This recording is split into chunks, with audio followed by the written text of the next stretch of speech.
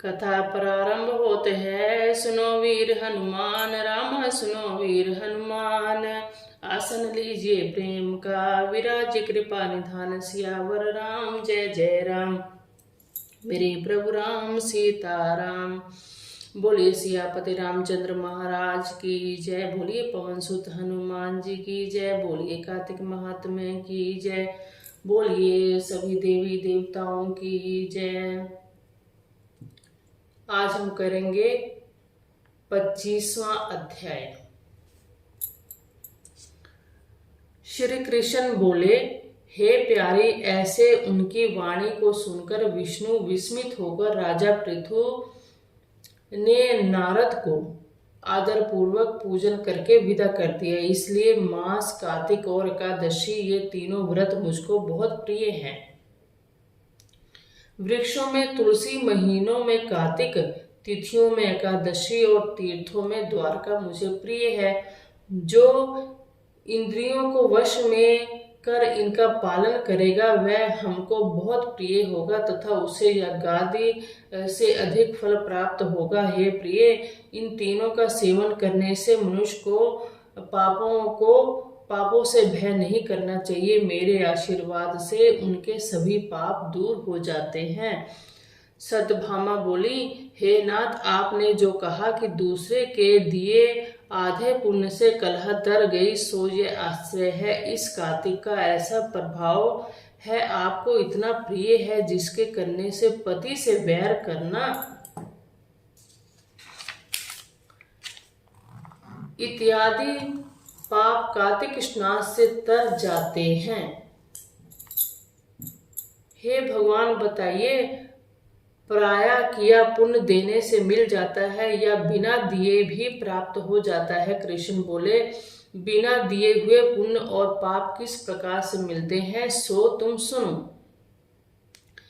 सतयुग, त्रेता और द्वापर में देश, गांव और कुलों को किया हुआ पाप पुण्य मिलता था, और कलयुग में करने वाला ही फल भोगता है। संसर्ग न करने पर इस प्रकार पाप पुण्य मिलते हैं, और संसर्ग से जैसे पुण्य पाप दूसरे को मिलते हैं, सो सुनो। एक जगह बैठने से, विषय करने, विवाह संबंध से, एक पात्र में खाने से मनुष्य का पुण्य पाप का आधा आधा फल प्राप्त होता है। पढ़ने से, यज्ञ कराने से, एक पंक्ति में भोजन से मनुष्य परोक्ष में पाप और पुण्य के चौथाई फल को प्राप्त होता है। सेवा करने से, देखने और ध्यान से मनुष्य दूसरे के लिए पुण्य पाप को 100वें भाग को पाते हैं। दूसरों के किए हुए पुण्य, यानी कि दूसरों के किए हुए पुण्य पाप के 100वें भाग को पाते हैं, जो मनुष्य देखते सुनते हैं सेवा को, कथा को। दूसरे की निंदा, चुगली और धिक्कार देने से उसके पापों को ग्रहण करके अपना पुण्य पाप करने वाले मनुष्य के स्त्री, नौकर और शिष्य इनको छोड़कर जो कोई सेवा करता है और सेवा के अनुरूप उनके पुण्य के फल को प्राप्त करता है। एक पंक्ति में भोजन करने वाले मनुष्य में जो पंक्ति भेद करता है, उसके पुण्य के 6ठे अंश का उल्लंघन किया पुरुष ग्रहण करता है। स्नान संध्यादि करते समय जो दूसरे को छूने अथवा बात करे तो अपने पुण्य के 6ठे अंश को देता है। धर्मार्थ, जो पुरुष दूसरे से धन मांगता है उसका फल धन देने वाले को मिलता है। पराया धन लेकर पुण्य करने वाला पापी और धनी को पुण्य का फल मिलता है। जो मनुष्य दूसरे के ऋण को चुकाए बिना मर जाता है, तब वह धनी अपने धन के अनुसार उसके पुण्य को ले लेता है।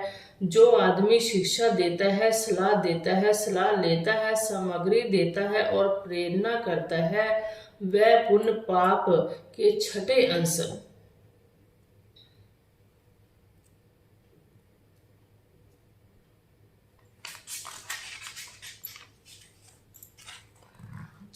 अंश को प्राप्त करता है। प्रजा के पुण्य पाप के छठे अंश को राजा पाता है। उसी तरह शिष्य का गुरु, स्त्री का पति, पुत्र का पिता पाता है। यदि पति के अनुकूल रहते और उसके मन को प्रसन्न करने वाली स्त्री अपने पति के पुण्य को आधा भाग ले लेती है।